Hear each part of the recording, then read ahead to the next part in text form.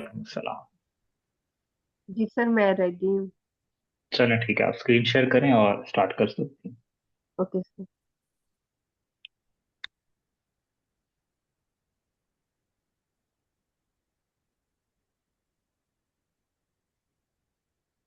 अच्छा, मैम राबी के बाद और कौन था जिसने प्रेजेंट करना आज? अब मैम राबिया के बाद मैं करूंगी। और एक तीन तीन लोग थे ना, और भी था एक और। और आई थिंक मैम सबा है, मुझे मैं चैट मैम में सबा, कह रही हूँ। हाँ ठीक है ठीक है। ठीक है, तो मेक श्योर करें आप सब 15-15 मिनट्स लें ताकि सबको मौका मिल जाए प्रेजेंट करने का, ठीक है। लास्ट में फिर क्वेश्चन आंसर कर लेंगे। जी सर। मेरी स्क्रीन विजिबल। जी मैम। ओके। ओके सर, मेरा जो टॉपिक था वो अरिथमेटिक ऑपरेशन था। तो अभी मैंने गूगल कोलैब है ये ओपन कर लिया है। और इस पे मैं पहले टेक्स्ट ऐड करूंगी। Python course.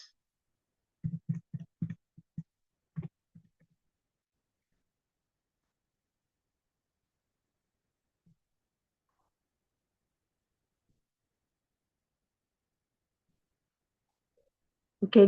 नाउ कोड वाली जो सेल है जनरेट कर लिया हमने। और इसमें अरिथमेटिक जो फंक्शंस थे, जैसे X plus Y, X plus X minus Y, और डिवीजन का था। तो वन बाय वन उसको जो एग्जीक्यूट है वो कर लेते हैं। फॉर एग्जांपल, अगर मैं एक्स की वैल्यू रखती हूँ 10 और वाई की वैल्यू मैं रखती हूँ 5, तो हमें इसकी एग्जीक्यूशन के लिए प्रिंट यूज करना पड़ेगा। और फिर मैं इसमें लिखूंगी एक्स प्लस वाई। और जब मैं इस रन को कोड करूंगी,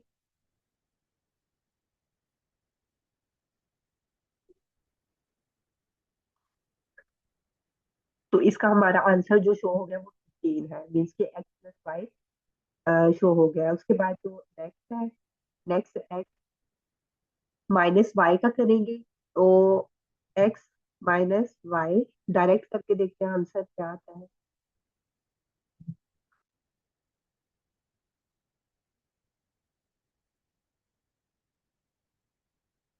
इससे पहले हमें लगाना पड़ेगा print and then X minus Y. Okay, ये आंसर आ गया। इसका मीन ये जो कोड है सही रन किया है। एक्स प्लस वाई भी हो गया, एक्स माइनस वाई हो गया। अब नेक्स्ट कोड जनरेट करते हैं,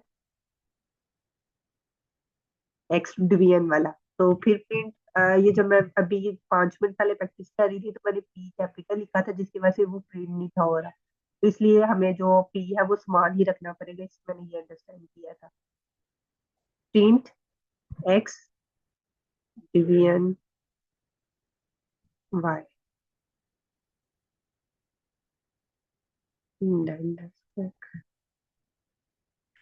तो इसका आंसर भी 10 डिवाइड बाई 5 करें तो 2 आंसर इसका मीन्स ये करेक्ट है। उसके बाद जो नेक्स्ट इसकी कमांड थी प्रिंट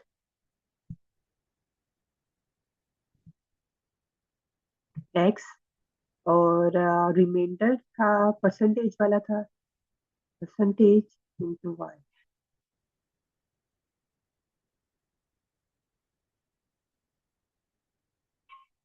जीरो।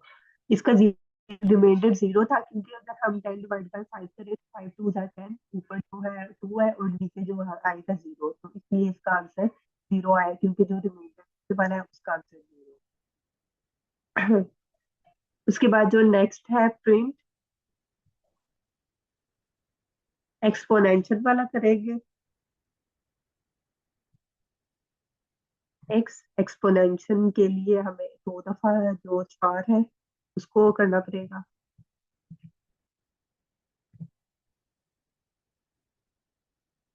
और इसको फिर एग्जीक्यूट करूंगी एंड देन इसका आंसर आ गया है 1 लाख। हाँ, 1 लाख।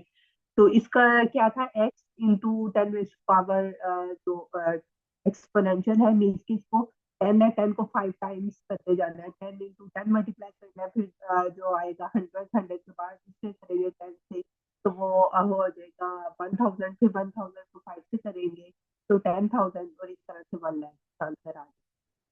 उसके बाद जो एक लास्ट था, लास्ट इसका था प्रिंट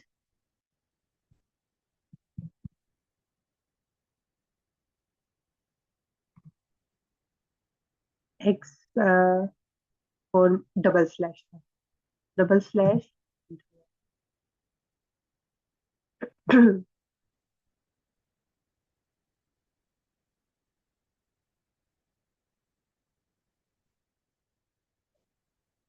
और इसका आंसर इसका 2 आ गया। 2 जो ऊपर होगा, जैसे हमने इसको 10 से डिवाइड किया था 5 से, तो ऊपर 10, 5 2 × 10 है, तो जो ऊपर वाला आंसर होगा वो हमारा यहाँ पे शो होगा।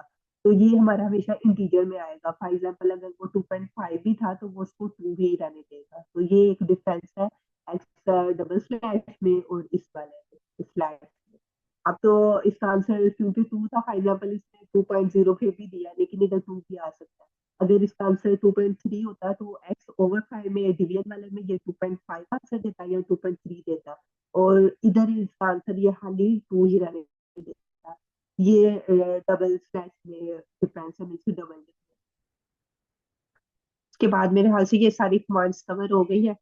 तो अरिथमेटिक ही मेरा एक छोटा सा टॉपिक था, तो आई होप मैंने क्लियर कर लिया।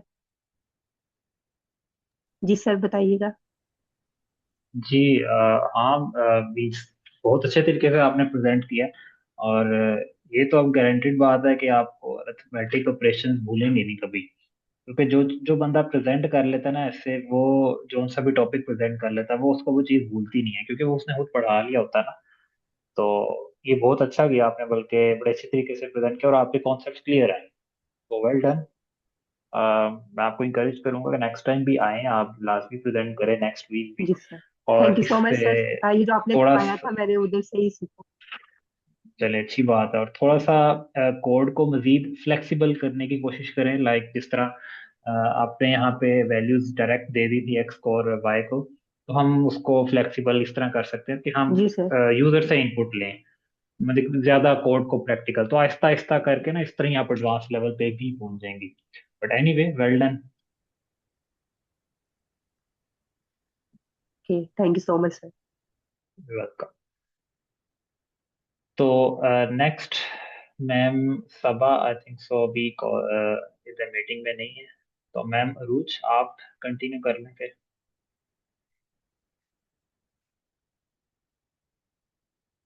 हाँ, मैम सबा आ गई हैं। मैम सबा आप प्रेजेंट करेंगी अब।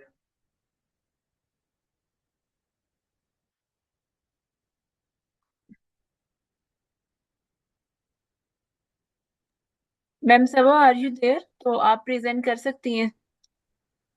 Yes ma'am. ओके।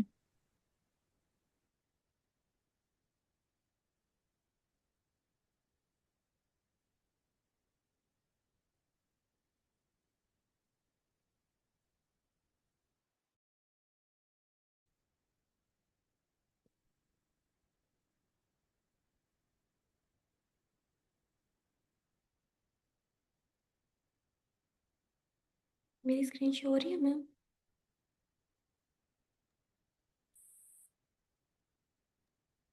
अभी तक शो नहीं हुई।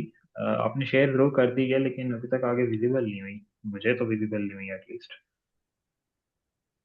बाकी में से किसी को विजिबल हो रही है स्क्रीन? Okay sir. नहीं, अभी स्टार्टेड ही है, स्टार्टेड स्क्रीन शेयरिंग। हम्म। ओके। अस्सलाम वालेकुम। वालेकुम अस्सलाम। तो हम शुरू करते हैं। What is operators? Sorry. Operator is a symbol that performs certain action between operands. Like हम मैथ की एग्जाम्पल ले लेते हैं, a+b। उसमें जो प्लस है वो हमारा एक सिंबल एक्शन परफॉर्म करता है, ऑपरेशन परफॉर्म करता है ए और बी के दरमियान। तो ए और बी हमारे ऑपरेंड्स हैं, और जो हमारे ए और बी के दरमियान सॉरी, वो हमारा ऑपरेंड्स है। इसकी टाइप्स देख लेते हैं ऑपरेंड्स की। Arithmetic operators, comparison operators, assignment operators and logical operators. Assignment operators बहुत ईजी हैं, इसमें positive, negative, multiply, divide, modulo और एक्सपोनेंशिएशन होते हैं। इसी तरह हम इसे डिटेल में देख लेते हैं। फॉर एग्जाम्पल हमने लेट कर लिया कि ए जो है वो हमारा 5 के इक्वल है और 5 उसकी वैल्यू 5 है, और बी को हमने टू वैल्यू दे दी है। अब हमने इनको प्लस करवा लिया है, फिर माइनस करवा लिया है, देन मल्टीप्लाई, डिवाइड, एंड अब इसको रन करके देख लेते हैं हम लोग।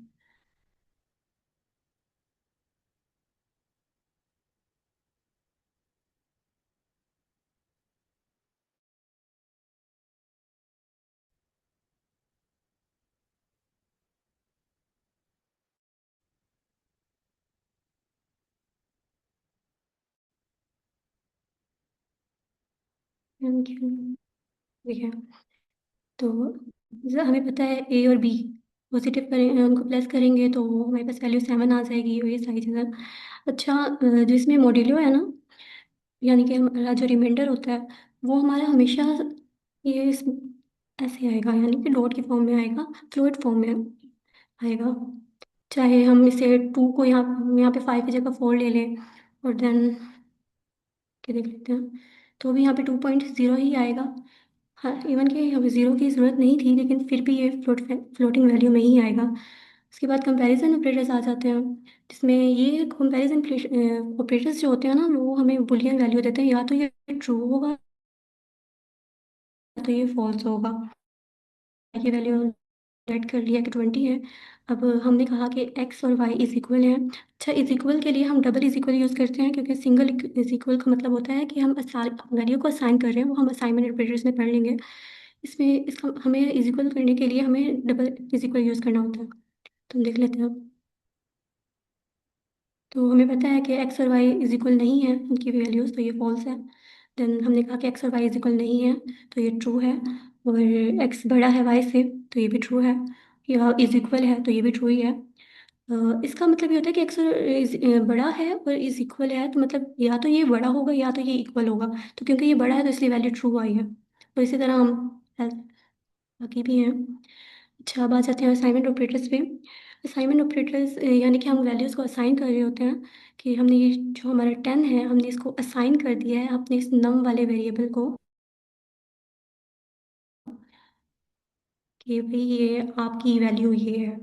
तो हम असाइन हम एक ही इज इक्वल यूज़ करते हैं। उसके बाद हम एक और नम हमने बनाया अपना, एक और वेरिएबल बनाया, और उसमें अपने पहले वाले नम को प्लस कर दिया एक 10 से। तो हमें पता है कि पहले वाला हमारा नम है, उसकी वैल्यू 10 है, उसे 10 से हमने प्लस कर दिया तो वैल्यू 20 आएगी।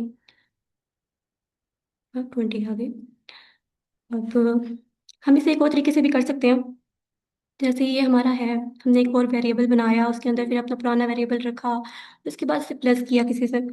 तो हमने क्या किया यहाँ पे, हमने नम को प्लस करके साइन कर दिया कि भाई इसे प्लस भी, इसे प्लस कर दो और देन फिर इसके इक्वल कर दो। तो फिर उसके बाद हमने इस नम को यहाँ पे अपना प्रिंट करवा लिया, तो अब भी 20 ही आएगा। देखा, और यहाँ पे हम माइनस भी कर सकते हैं, मल्टीप्लाई, मॉड्यूलो, जो भी यूज़ करना चाहें वहाँ पे आंसर आ जाएगा। उसके बाद हमारा आ जाता है लॉजिकल ऑपरेटर्स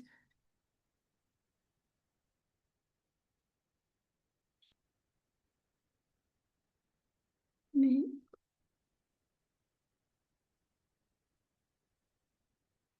लॉजिकल ऑपरेटर्स में नोट ऑपरेटर आ जाता है। अच्छा, जो हमारा नोट ऑपरेटर है ये बहुत ज़्यादा शरारती है, ये हमसे ना झूठ बोलता है। ये लाइक हमने से कहा कि 10 जो है हमारा एक इक्वल है, मतलब उसकी वैल्यू 10 है, 10 की वैल्यू 10 की तो हमने ए में असाइन कर दिया। देन हमने बी को कहा कि आपकी वैल्यू 20 है। फिर हमने कहा यहाँ पे कि भाई ए जो है ना वो बी से बड़ा है, हमें पता है ये ए बी से बड़ा नहीं है, तो इसे यहाँ पे ट्रू फॉल्स पास करना चाहिए, लेकिन यहाँ पे ट्रू पास करेगा। और देन हमने उसे कहा कि ए छोटा है बी से, तो जो कि गलत है, लेकिन वो वहाँ पे ट्रू पास कर देगा। तो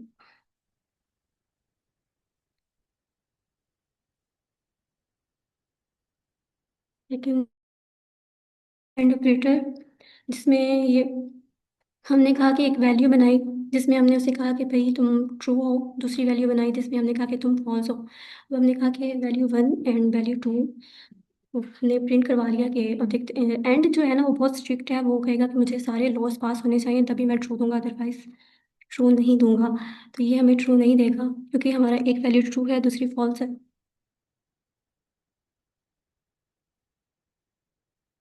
देखा, फॉल्स दे दिया। अगर हम यहाँ पे इसे ट्रू कर दें,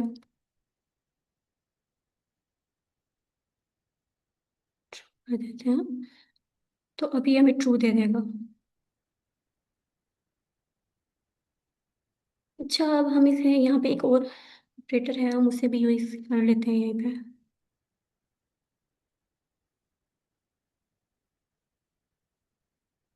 यहाँ पे हम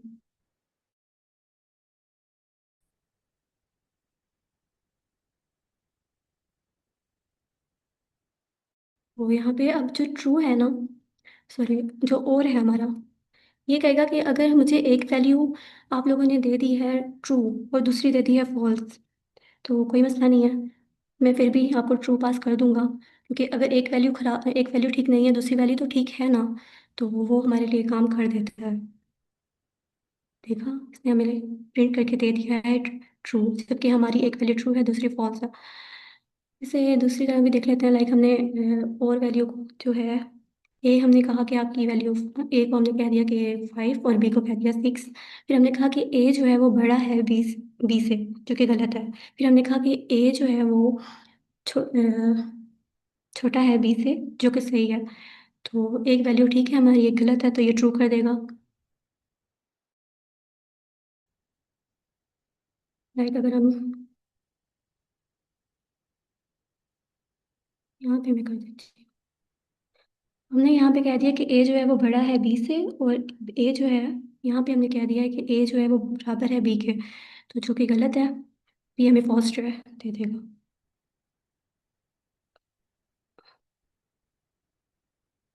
सॉरी, मैंने असाइन कर दिया इसको।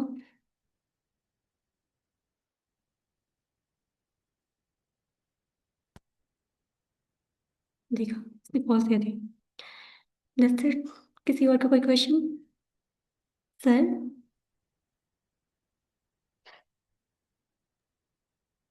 नहीं नहीं, मुझे सब क्लियर है।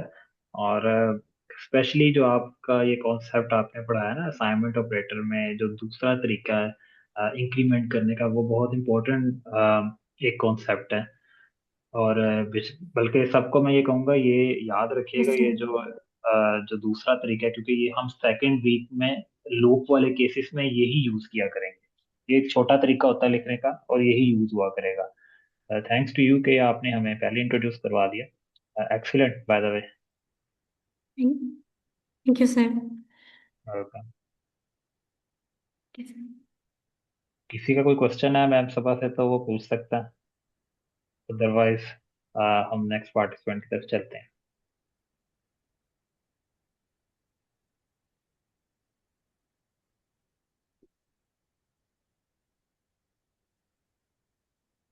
ओके देन, किसी का नहीं है देन। मैम रुच, देन आप कंटिन्यू कर सकती हैं आप। बिल्कुल, मैं स्क्रीन शेयर करती हूँ अपनी।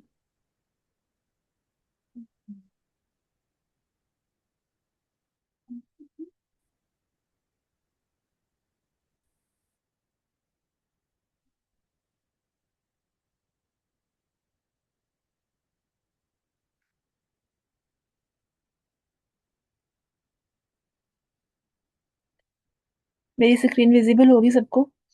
अच्छा, मेरा जो था वो इंडेक्सिंग का था, उसके बारे में मैंने प्रेजेंट करना था।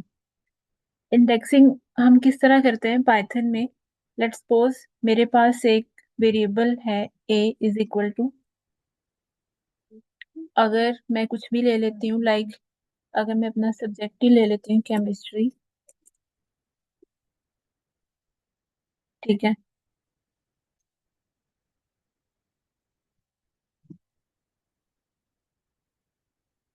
अब हमने ये देखना है कि किस डिजिट पर कौन से वाला अल्फाबेट है, तो उसके लिए हम इंडेक्सिंग यूज करते हैं।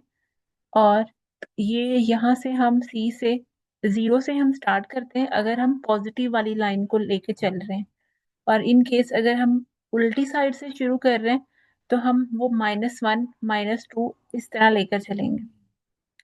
अब मैंने ये देखना है कि नंबर 3 पर कौन सा अल्फाबेट है, तो मैं इस तरह करूंगी, प्रिंट मेरा जो वेरिएबल होगा वो, और इसके साथ नंबर 3। तो अब मैं इसको अगर प्रिंट करवाऊंगी,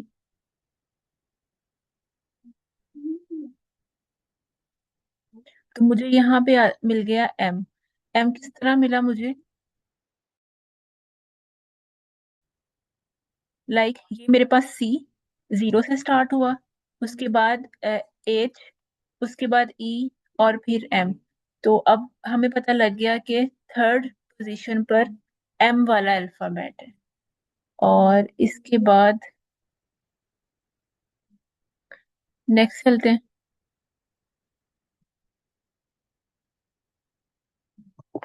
इसी तरह अगर मैं प्रिंट करूंगी अपना, ये मेरा वेरिएबल है, और अब मैं अगर नेगेटिव वाली साइड पे देखूंगी, तो नेगेटिव पे अब मैं मालूम करना चाह रही हूँ कि मेरा -3 पर कौन से वाला है। तो अब ये मुझे किस तरह देगा, मुझे मिलेगा टी। अगर मैं y से स्टार्ट करूं, -1 -2 और -3, तो यहाँ पे आ जाएगा ये टी जो है ना वो -3rd पोजीशन पर अवेलेबल है। उसके बाद अगर हम इसको इस तरह लेकर चलें कि मेरे पास अगर वेरिएबल है बी, और यहाँ पे मैं लेके आ रही हूँ एप्पल वाला, अगर हम कर लें अलहदा अलहदा,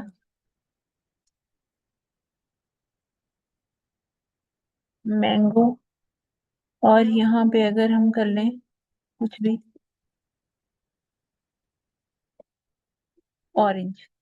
अब अगर इसका भी मालूम करना है, तो मैं करूंगी प्रिंट अपना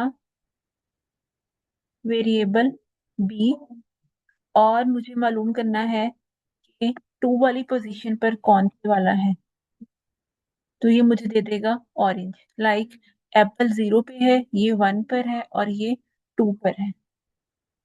इस तरह करके ये इंडेक्सिंग जो है वो हो सकती है। और इसके साथ सर यहीं तक था इंडेक्सिंग। हाँ, ये भी है। एंड देन स्लाइसिंग भी आता है, अगर जिस तरह अच्छा, हम। स्लाइसिंग ठीक है। हाँ। अगर मैं सी पे कोई भी चीज ले लूं, लेट्स सपोज मैं यूनिवर्स,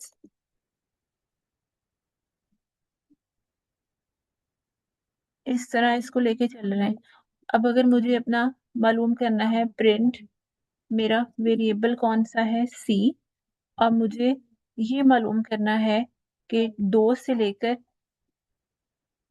5 तक कितने डिजिट्स आते हैं, तो ये मुझे वो दे देगा IVE। अब ये कैसे आया, यू जो है वो 0 से स्टार्ट होगा, 0 1 और 2, आई से लेके 1 2 3 4 5, आई से लेके एस तक बन रहा है ना।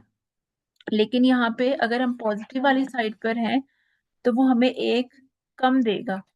इस तरह ये IV और ई हो जाएगा। सही सही है ना, यूनिवर्स 0 से अगर हम शुरू करें, 0 1 2, इसमें कोई मिस्टेक है? नहीं, बिल्कुल ठीक है। आई वी और ई ही आता है, क्योंकि जो लास्ट वाला होता है ना 5, वो नहीं आता, उसको एक्सक्लूड किया जाता है। ये बेसिकली अगर आप 5 तक अगर आप प्रिंट करवाना चाहो, दैट मीन्स वो आपको 0 to 4 तक प्रिंट करके देगा। तो 5 वाला बेसिकली आर बनता है, और उसने आर नहीं लिखा, और बिल्कुल ठीक है, ई तक ही आता है। अच्छा सही है। अब अगर इसी को हम नेगेटिव वाली साइड पर लेके चलें, और अब मैं इसको लेके जा रही हूँ -1 से -4, तो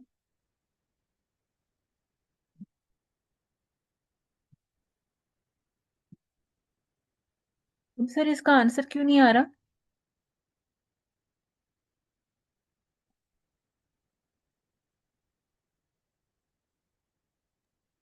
सॉरी, दोबारा बताइएगा।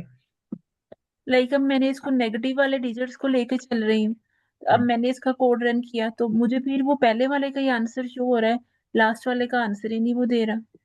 अच्छा, इसमें अब सबसे पहले ना सिंटेक्स को समझते हैं। जब हम ये स्क्वायर ब्रैकेट के अंदर हम सबसे पहला डिजिट जो होता है ना, वो डेट मीन्स के वहां से स्टार्ट हो।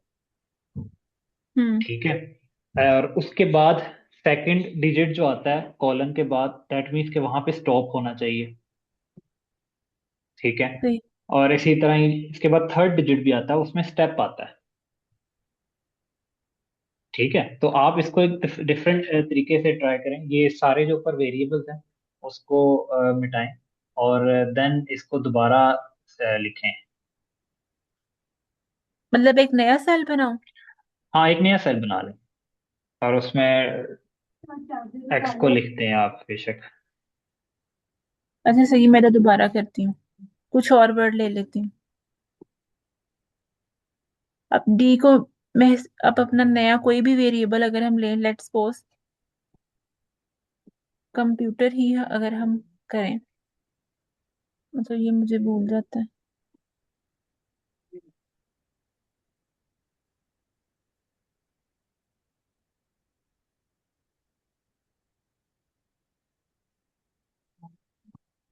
मुझे, ये मेरा वेरिएबल है, और अब मुझे देखना है -2 से -5 तक कितने डिजिट्स आते हैं।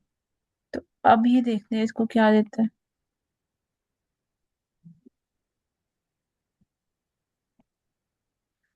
वैसे सर अभी इसने कोई आंसर नहीं दिया। एक मिनट, -5 माइनस, हाँ अब सही है। लाइक अगर हम नेगेटिव वाली साइड पे करेंगे, जो लाइक -5 है ना, नेगेटिव जिसके साथ लगता है वो वैल्यू छोटी होती जाती है अगर वो बड़ी भी हो। तो फिर हम इस तरह लिखेंगे, लाइक अगर ये पॉजिटिव वाली साइड पे होता हम इसे लिखते 2:5। अब नेगेटिव वाली हम फाइंड कर रहे हैं इंडेक्सिंग, तो 5 पहले आएगा, -5:-2, इसी तरह है ना सर? बिल्कुल ये ऐसे ही है। ये हमेशा जो इंडेक्सिंग होती है ना, लेफ्ट टू राइट जाती है। तो आप बेसिकली पहले कर क्या रही थी, आप सबसे पहले लास्ट वाला डिजिट कॉल कर रही थी। तो यही मैं लास्ट मिस्टेक वाले, कर रही थी। हाँ, लास्ट वाले डिजिट के बाद तो कोई डिजिट आता ही नहीं, तो वो इस वजह से उसके कोई वैल्यू दे ही नहीं रहा था। हम्म। अब इसी तरह हमने ये देखना है कि अगर इसी को सबको अपर अल्फाबेट्स में लेके आना है, अपर केसेस में, तो इसमें क्या करते हैं, प्रिंट, मेरा वेरिएबल है बी,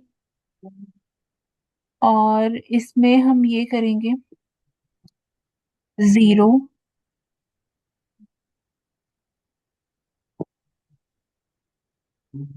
अगर मैं यहाँ पे 8 कर दूं, 1 मिनट,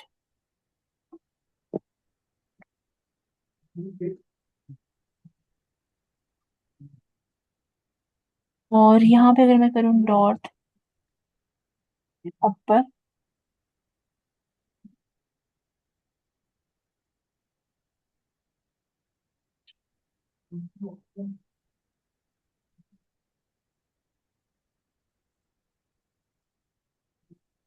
हाँ इस तरह ये अपर अल्फाबेट, अपर केसेस में यहाँ पे हमारे पास कंप्यूटर आ जाएगा। सर आई थिंक अब क्लियर, अब हो गया सारा कवर। जी ठीक है। अब ये 8 अगर आप ना भी लिखती तो उसने सारे ही डिजिट लिखने थे वैसे। अगर मैं यहाँ पे अकेला 0 लिख दूं, नहीं, इस तरह जीरो कह रहे हैं आप? नहीं, नहीं, सिर्फ 8 मिटा दे बस आप। हाँ, बस इस अब आप तरह रन कर दें। हाँ, ठीक है। सही है। ठीक है। ब्लैंक छोड़ने का मतलब है कि वो एंड तक ही जाएगा। ठीक है। ठीक हो गया। हाँ जी सही है। चलें, किसी का कोई क्वेश्चन है यहाँ तक तो वो पूछ सकता है मैम से।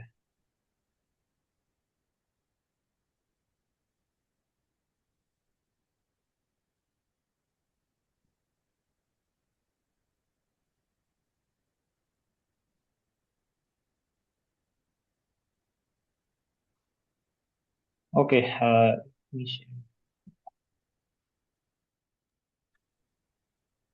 सर मैं कंडीशनल स्टेटमेंट्स पढ़ा दूं, टाइम है तो? हाँ हाँ बिल्कुल, आप पढ़ाएं। मैं स्क्रीन शेयर ऑफ करता हूँ। चले। चलो मैं स्क्रीन शेयर कर लेता हूँ। कंडीशनल स्टेटमेंट वाला टॉपिक में था मेरी नज़र में एक तो।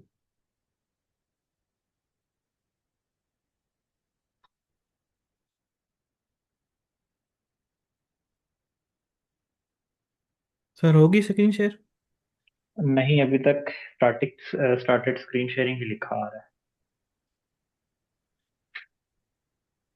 अच्छा, हमने अभी तक सिर्फ कंडीशनल स्टेटमेंट्स रह गए हैं।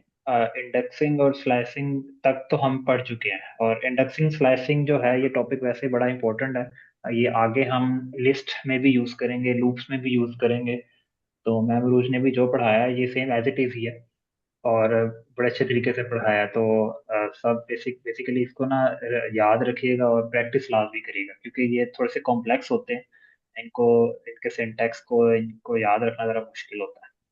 तो इसको हम नेक्स्ट वीक देखेंगे लिस्ट के थ्रू कि किस तरह हम पढ़ते हैं। अब सर ऐसा ना, आप कंटिन्यू करें कंडीशनल स्टेटमेंट से।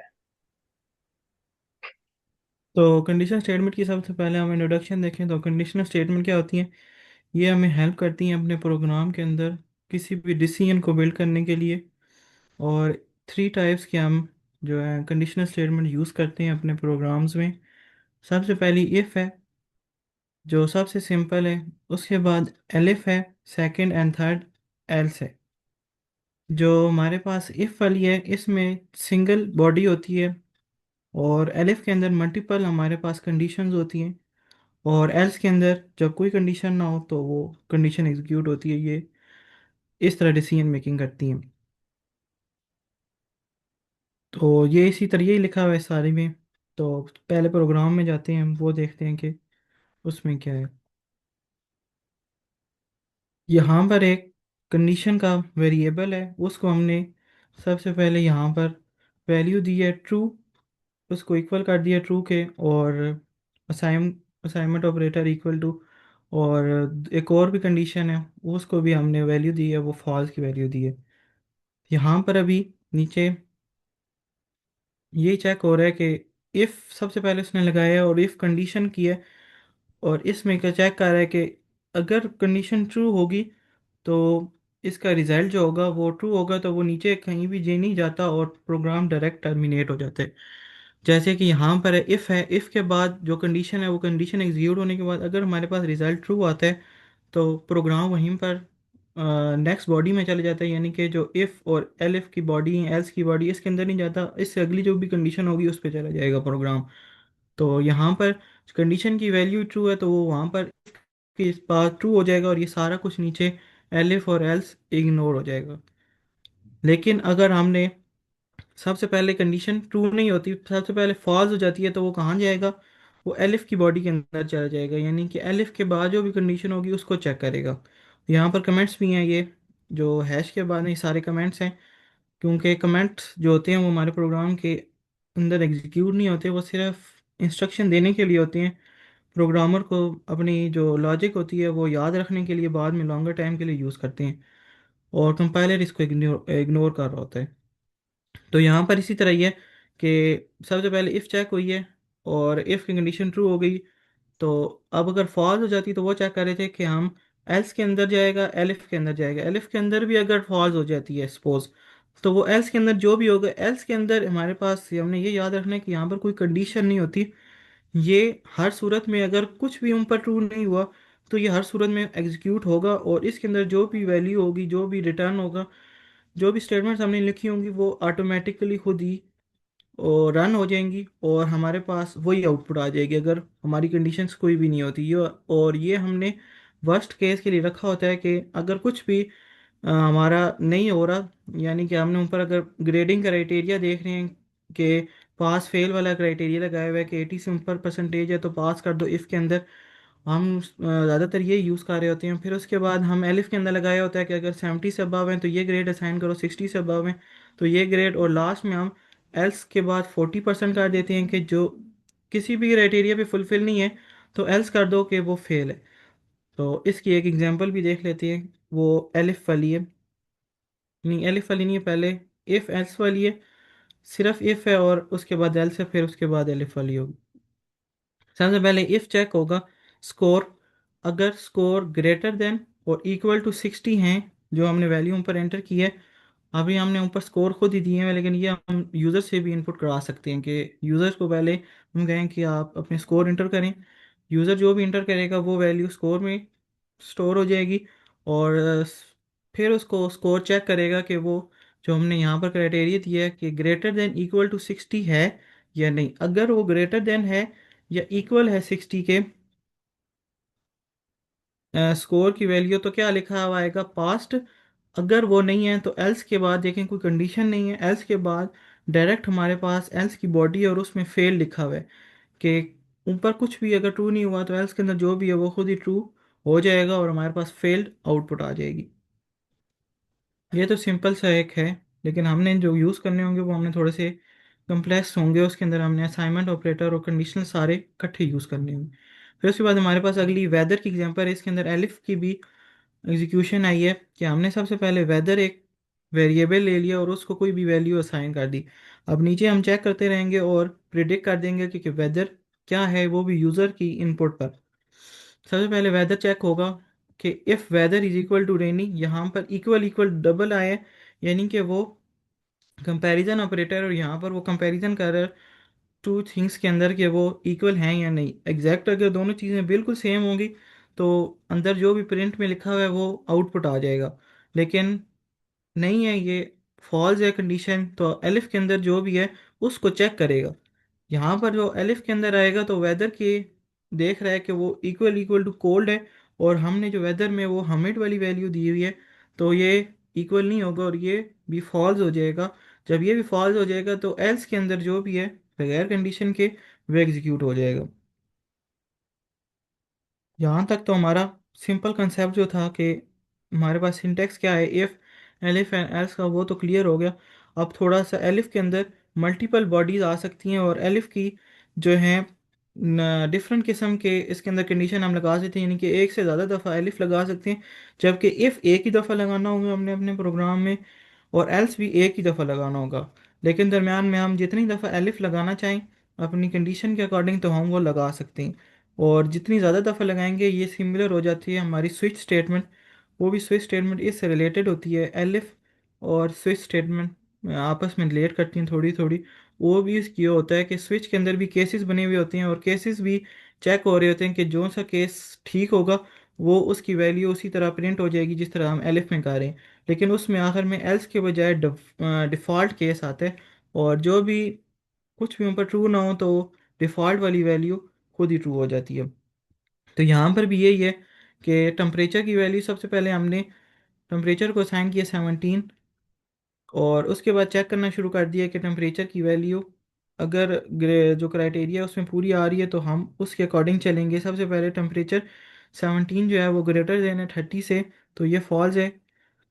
और हमारे पास एलिफ के अंदर जाएगा, एलिफ के अंदर टेम्परेचर चेक होगा 17, अगर वो 20 से ग्रेटर है और इक्वल है। यहाँ पर दो हैं, ग्रेटर भी और इक्वल दोनों चेक करने हैं उसने।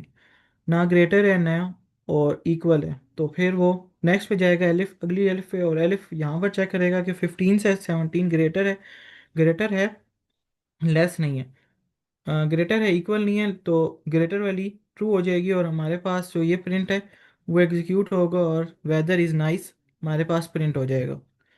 और यहाँ पर जो भी एल्स में लिखा होगा वो फिर एग्जीक्यूट नहीं होगा, अगर कुछ भी ऊपर ट्रू ना हो तो फिर एल्स वाला होता। फिर यहाँ पर एक और एग्जांपल है, सेम ऊपर वाली है, और इसमें भी सेम टेम्परेचर को चेक करके हमने ice cream decision based on temperature हमने करना है। और ये इसी तरह की प्रैक्टिस से हम छोटे मोटे प्रोजेक्ट्स भी बना सकते हैं। टेम्परेचर की वैल्यू ऊपर अभी हमने 30 रख दी है, और ये हमारी मर्ज़ी है फ़ारेनहाइट में रखें सेल्सियस में रखें, उसका कोई मसला नहीं। फिर उसके बाद टेम्परेचर अगर ग्रेटर देन है 30 से 35 से, तो हमारे पास इट इज़ वेरी हॉट, ये सारा कुछ प्रिंट में आ जाएगा। अगर वो टेम्परेचर की वैल्यू ग्रेटर है या इक्वल है 25 से, तो ग्रेटर है तो ये ट्रू हो जाएगा और हमारे पास क्या आउटपुट आएगी, नाइस एंड वार्म, और ये वाली एग्जीक्यूट हो जाएगी हमारी एलिफ। बाकी नीचे वाला सारा ख़त्म हो जाएगा। अब नेक्स्ट हमारे ये कंडीशनल इतने से ही हैं, if elif and else. If में एक ही कंडीशन होती है, अगर वो फॉल्स हो जाए तो वो नीचे एलिफ में चली जाती है, हमारी कंट्रोल हमारा एलिफ में चला जाता है। एलिफ के अंदर अगर हमारी कोई भी ट्रू नहीं होती कंडीशन के अकॉर्डिंग, तो वो एल्स के अंदर जो भी ऑटोमेटिकली होता है वो एग्जीक्यूट हो जाता है। उसके बाद हमारी नेस्टेड कंडीशन है। नेस्टेड कंडीशन ये होती है कि a condition with in a condition, एक कंडीशन दूसरी कंडीशन के अंदर नेस्ट हुई होती है। एक अगर ट्रू होगी तो दूसरी एग्जीक्यूट होगी। जिस तरह ये सबसे पहले ही है कि हम इसमें इफ़ भी यूज़ कर सकते हैं, इफ़ एलिफ सारे इसमें इकट्ठे भी यूज़ कर सकते हैं। और ये जितना हम ज़्यादा कंडीशनल इकट्ठे यूज़ करेंगे उतने कम्प्लेक्स हो जाएगा, इसलिए कोशिश ये होनी चाहिए कि थोड़े हों, क्योंकि इससे हमारा प्रोग्राम की जो स्पेस कम्प्लेक्सिटी होती है वो बचती है, इसलिए हम नेस्टेड कंडीशन यूज़ करते हैं। और सबसे इंपॉर्टेंट प्रॉब्लम सॉल्विंग में यही होता है, टाइम कम्प्लेक्सिटी या स्पेस कम्प्लेक्सिटी को ही हमने देखना होता है अपने प्रॉब्लम को सॉल्व करते वक्त। तो नेस्टेड कंडीशन हम इसलिए यूज़ कर सकते हैं अपनी स्पेस कम्प्लेक्सिटी को देखने के लिए। तो यहाँ पर ये रन कैसी होती है वो देखते हैं। सबसे पहले एक वेरिएबल हमने लिया यहाँ पर लाइट कलर वाला, उसको हमने असाइन कर दिया ग्रीन, और पेडेस्ट्रियन क्रॉसिंग को हमने इक्वल कर दिया फॉल्स के। ये दो हमने वेरिएबल्स लिए हैं और उसको हमने वैल्यू दे दी है। अब यहाँ पर ऊपर जो है वो स्ट्रिंग है उसको हमने डबल कोट्स के अंदर रखा है, जबकि ये इक्वल टू फॉल्स है, ये हमने फॉल्स ही लिए। फिर उसके बाद हम यहाँ पर इफ़ के अंदर आएंगे, चेक करेंगे कि light colour is equal equal to green है, यानी ये डायरेक्ट कंपैरिजन कर रहा है। और यहाँ पर लाइट कलर हमने जैसे कि ग्रीन दिया हुआ है, तो वो ट्रू हो जाएगा, और ट्रू होने के बाद इसकी बॉडी के अंदर जाएगा। अगर ये फॉल्स हो जाता तो ये सारी जो इफ़ और एल्स की ये वाली बॉडी है ये सारी इग्नोर हो जानी थी, क्योंकि जब इफ़ इग्नोर हो गया तो उसके बाद जितनी भी अंदर कंडीशन होती है उसकी बॉडी में, वो हमने ऊपर पढ़ा है कि वो सारी इग्नोर हो जाती हैं। और डायरेक्ट प्रोग्राम कहाँ पर आ जाना था, एल्स के पास, और एल्स में स्टॉप आ जाना था। लेकिन जब वो ट्रू हो गई है तो ट्रू होने के बाद हम अंदर देखेंगे कि अंदर क्या एग्जीक्यूट होता है। इफ यहाँ पर नॉट नॉट ऑपरेटर यूज हुआ, यहाँ पर नॉट ऑपरेटर हम बाद में देखेंगे, पहले ये देखते हैं कि किस पे नॉट लगा हुआ है। नॉट किस पे लगा हुआ है, पेडिस्ट्रियन क्रॉसिंग पे। पेडिस्ट्रियन क्रॉसिंग क्या है, ऊपर हमने पेडिस्ट्रियन क्रॉसिंग को फॉल्स दिए, इक्वल टू फॉल्स। तो यहाँ पर मुझे कोई बताएगा कि ये नॉट का काम करे, अभी पढ़ा है हमने।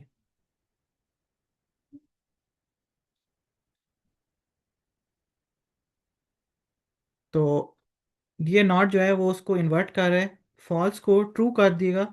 और पेडिस्ट्रियन क्रॉसिंग की वैल्यू जैसे कि ट्रू है और फॉल्स है, तो उसको हम नॉट लगा के ट्रू कर देंगे। जब वो ट्रू हो जाएगी तो इसका क्या मतलब है कि अब इफ़ वाली कंडीशन भी ट्रू होगी और हमारे पास प्रिंट में क्या आ जाएगा, गो। अगर ये हम नॉट यहाँ से हटा दें तो ये फॉल्स हो जाएगा, और एल्स के अंदर जो भी है वो एग्जीक्यूट हो जाएगा, और वो क्या है, प्रिंट वेट फॉर पेडिस्ट्रियन। यानी कि हमने यहाँ पर नॉट ऑपरेटर लगा के इसको ट्रू कर दिया, जो हमने खुद ही फाइल फॉल्स दी थी उसको ट्रू करके इसकी जो प्रिंट कंडीशन के अंदर गो है वो एग्जीक्यूट होगा, और हमारे पास आउटपुट भी ये गो ही आया।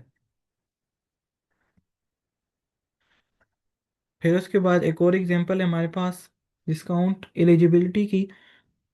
ये डिस्काउंट एलिजिबिलिटी वाली एग्जांपल, इसके अंदर हमने एलिजिबिलिटी क्राइटेरिया चेक करना है कि डिस्काउंट के लिए आप एलिजिबल हैं भी या नहीं। तो उसके लिए सबसे पहले आपकी एज चेक होगी, और फिर उसके बाद परचेज अमाउंट चेक होगी। दो कंडीशन चेक करनी है कि अगर यहाँ पर हम इसको ऐसे भी एग्जीक्यूट कर सकते हैं नॉट के थ्रू भी, if age greater than equal to 18 and purchase amount greater than equal to 50, दोनों ट्रू होंगी तो उसके अंदर बॉडी में जो है भी है वो ट्रू, वो एग्जीक्यूट होगा। अगर वो दोनों या एक भी फॉल्स हो जाती है तो एल्स के अंदर जो भी है वो एग्जीक्यूट होगा। लेकिन ये मैंने इसकी सेकंड कंडीशन बताई कि हम उस तरह इसको एग्जीक्यूट कर सकते हैं। तो यहाँ पर तो नेस्टेड कंडीशन का हम जो टॉपिक पढ़ रहे हैं, तो नेस्टेड कंडीशन में तो ये पहले इफ़ के अंदर हमने चेक किया कि एज अगर ग्रेटर देन 18 है तो इक्वल 18 है तो फिर चाहे, वरना तो एल्स डायरेक्ट ही आप बता दें कि आप इस डिस्काउंट के लिए एलिजिबल नहीं है। लेकिन जैसे कि यहाँ पर पहले ये एग्जीक्यूट होगा अगर ट्रू हो गई ये वैल्यू, ट्रू होने के बाद इसकी बॉडी में जाएगा और इसकी बॉडी में ये इफ़ चेक करेगा। फिर अगला इफ़ चेक करेगा सेकंड कंडीशन पे आप सेटिस्फाई कर रहे हैं कि नहीं, कि आपकी परचेज अमाउंट जो है वो ग्रेटर देन 50 है या नहीं, या आपने जितनी भी परचेजेस की हैं वो 50 से ग्रेटर हैं या इक्वल हैं। अगर हैं तो फिर आपको क्या कर देगा कि you are eligible for 10% discount. अगर ये कंडीशन फॉल होती है तो यहाँ पर आएगा purchase too small for discount. और यहाँ पर ये आउटपुट क्या आई है, एलिजिबल फॉर 10% डिस्काउंट, क्योंकि हमने एज भी 18 से ग्रेटर दी हुई है और परचेज अमाउंट भी 60 दी हुई थी, जो कि 50 से बड़ी। नेक्स्ट ये एग्जांपल है, और इस एग्जांपल में एलिफ के साथ नेस्टेड कंडीशन को एग्जीक्यूट किया गया है। ये थोड़ी सी समझने वाली एग्जांपल है, फिर इसके अगर ये समझ आ गई तो इसका मतलब नेस्टेड कंडीशन हमें और कंडीशंस हमें बिल्कुल क्लियर हो गए। यहाँ पर नम को एक वैल्यू पास की है, वो 18 है, और उसके बाद इफ़ के अंदर चेक कर रहे हैं कि if num less than zero print कर दे नंबर इज़ नेगेटिव। तो यहाँ पर ये चलना है कि हमारे पास नंबर जो है हमने जो भी पास किया वो हमें बताए सिस्टम कि वो पॉजिटिव है, नेगेटिव है या ज़ीरो है, और रेंज बतानी, इसलिए हमने नेस्टेड कंडीशन को यूज़ किया है। सबसे पहले वो चेक करेगा कि हमारे पास जो नंबर है वो नेगेटिव है या नहीं। अगर नेगेटिव है तो वो पहले ही बता देगा, और उसके बाद कुछ भी ना पॉजिटिव बताएगा और यानी कि रेंज बताएगा, कुछ भी करने की जरूरत नहीं है, डायरेक्ट आपको आउटपुट दे। अब यहाँ अच्छा पर उसमें सर। बताया कि नंबर लेस देन ज़ीरो, तो नंबर सर, इज नेगेटिव। अच्छा सॉरी टू इंटरप्ट। अच्छा, मुझे लगता है कि अगर आप पहले ना इंडेंटेशंस के बारे में बता देना तो ये कोड समझने में ज़्यादा आसानी हो जाएगी, क्योंकि इस वक्त अगर ये हमें पता चल जाए कि ये स्पेसिंग क्यों दी हुई है, क्या वो हमने बस खुद से दी है ताकि कोड अच्छा लगे, या इसके पीछे कोई रीज़न है, तो वो अब बताएं ताकि स्टूडेंट्स को पता चले कि ये जो इंडेंटेशंस दी हुई हैं ये क्यों जरूरी है इफ एल्स कंडीशंस में। जब इफ के नीचे हमने अगर कोई कमांड इफ के अंदर कंसीडर करनी है तो हमेशा उसको स्पेस दे के लिखते हैं। ये इंडेंटेशंस के बारे में थोड़ा सा बता दें। जी, इंडेंटेशन की जो है ना वो बहुत ज़रूरी है। अगर हम इसका ध्यान नहीं रखेंगे तो हमारे जो प्रोग्राम में होता है आउटपुट करने वक्त वो एरर आ जाती हैं। तो वो सर ने सही बताया, वो बता देता हूँ कि सबसे पहले हमने ये चेक करना है कि हम जब नेस्टेड कंडीशन को कर रहे हैं तो हमारे पास ज़्यादा कंडीशनल इकट्ठी होंगी, एक से ज़्यादा ही, दो से ज़्यादा ही होती हैं। तो अब ये इफ़ सबसे पहले हमने यूज़ किया, तो इफ़ लिखने के बाद हमने जो प्रिंट की है स्टेटमेंट वो यहाँ पर लिखी है। उसके बाद हमने ये अलिफ, ये इफ़ है सबसे पहले, फिर उसके बाद अगला ये अलिफ है, और फिर ये एल्स है। ये एक हमारे पास इफ़ है, मतलब कि एक हमारे पास ये पूरा बॉडी चल रही है इफ़ वाली। फिर उसके बाद इसके अंदर एक और हमारे पास इफ़ एलिफ एंड एल्स आए। अब ये जो है ना ये समझने के लिए और कंपाइलर के लिए भी आसानी है कि वो हमें देखने में पता चल जाता है कि हमने जब एक से ज़्यादा यूज़ किए हैं तो उसके अंदर स्पेसिंग का कितना डिफरेंस है। यहाँ पर ये स्पेस जो है प्रिंट यहाँ से शुरू हो रहा है पहले इफ़ के बाद, लेकिन जब हमने दोबारा एक और इफ़ को अंदर इंक्लूड किया, एलिफ की बॉडी के अंदर इंक्लूड किया, जो कि सिर्फ तब रन होगा जब एलिफ ट्रू होगा। तो ये इंटरडेशन के यहाँ पर ये इफ़ से अगली जो है वो और ज़्यादा अंदर करके हट के है, यानी कि ये बता रही है कि ये इसकी अपनी बॉडी यहाँ पर है और ये उसके दूसरी बॉडी के साथ कोई भी कनेक्शन नहीं है। और अगर ये हम इसका ध्यान ना रखें तो हमारा कंपाइलर भी हमें जो है वो एरर दे देता है और हमें एग्जीक्यूट नहीं होता, आउटपुट नहीं आता। इसलिए हमने इसका ध्यान रखना होता है कि ये जो है ये पूरी अब एक बॉडी है तो ये एक सीक्वेंस में आई है। इफ़, ये एलिफ एंड एल्स ये बिल्कुल एक सीक्वेंस में, और ये जो हैं ये एक सीक्वेंस में, और इसके अंदर जो स्पेसिंग है वो भी एक सीक्वेंस से दी हुई है। इंटेंटेशन का ये मतलब होता है। ऊपर भी हमने जो भी देखी हैं उसके अंदर भी ये देखे हैं हमने, ये इफ़ और एल्स एक कंडीशनल थे, हमने उसको एक सीक्वेंस में एक लाइन में लिखे, जबकि अंदर जो हमने नेस्ट किया है जिसको जिसको नेस्ट किया है उसको अपने सीक्वेंस, उसका अलहदा सीक्वेंस है उसके अंदर रखा है। अब इस इफ़ के अंदर हम एक और इफ़ भी या पूरा एलिफ वाली बॉडी भी कर सकते हैं, लेकिन हमने अगर वो करनी होगी तो हम इंटरप्रिटेशन के थ्रू और थोड़ा सा आगे चले जाके यहाँ पर रखेंगे ताकि वो आसानी हो समझने के लिए भी, जो देखने वाले, और प्रोग्राम एग्जीक्यूट भी अच्छा होता है और सही हो जाता है, आउटपुट सही आती है, उसमें एरर नहीं होता। फिर उसके बाद हम जिस तरह ये देख रहे थे नंबर की वैल्यू यहाँ पर कंपेयर होगी, अगर वो लेस देन है चेक करेगा, लेस देन ज़ीरो है तो वो डायरेक्ट आउटपुट कर देगा नंबर इज़ नेगेटिव, लेकिन नहीं है वो पॉजिटिव है चेक करेगा अगले में कि नंबर ग्रेटर देन ज़ीरो है। अगर ग्रेटर देन ज़ीरो है तो फिर ये सारी बॉडी एग्जीक्यूट होगी अगली वाली। फिर वो चेक करेगा कि if number less than equal to 10 है, अगर वो 10 होगा या 10 से कम होगा तो number is between 1 and 10, sequence बता दिए कि इस रेंज के अंदर लाई कर रहा है। फिर उसके बाद हमने एंड भी यूज़ कर लिया कि वो ग्रेटर देन 10 भी हो, ट्रू होना चाहिए, और लेस देन इक्वल टू 20 भी होना चाहिए। ये दोनों अगर ठीक हैं तो हमारे नंबर इस रेंज में 11 एंड 20 की रेंज में आ गए। फिर उसके बाद नेक्स्ट हमारे पास एल्स है। तो एल्स के बाद वो जो भी होगा, कोई कंडीशन तो नहीं है, वो डायरेक्ट कर देगा कि नंबर इज़ ग्रेटर देन 20 हमारे पास आ जाएगा। फिर उसके बाद एल्स नेक्स्ट जो हमारे पास मेन जो चल रही है इफ़ की कंडीशन, उसका एल्स है। यानी कि ये तो एग्जीक्यूट नहीं होगा क्योंकि हमारा ये इस बॉडी में जब आ गया था तो ये तो खुद ही इग्नोर हो जाएगा।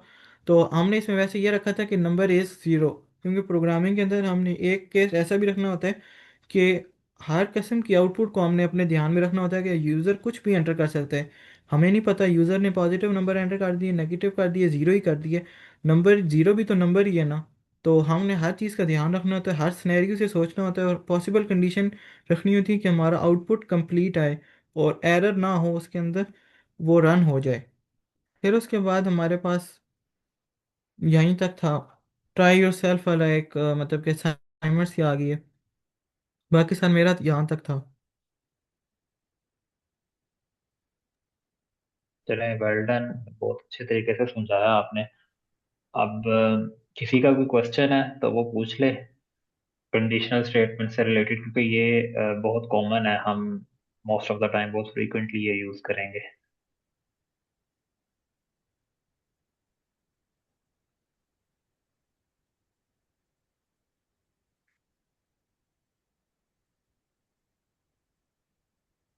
किसी का कोई क्वेश्चन नहीं?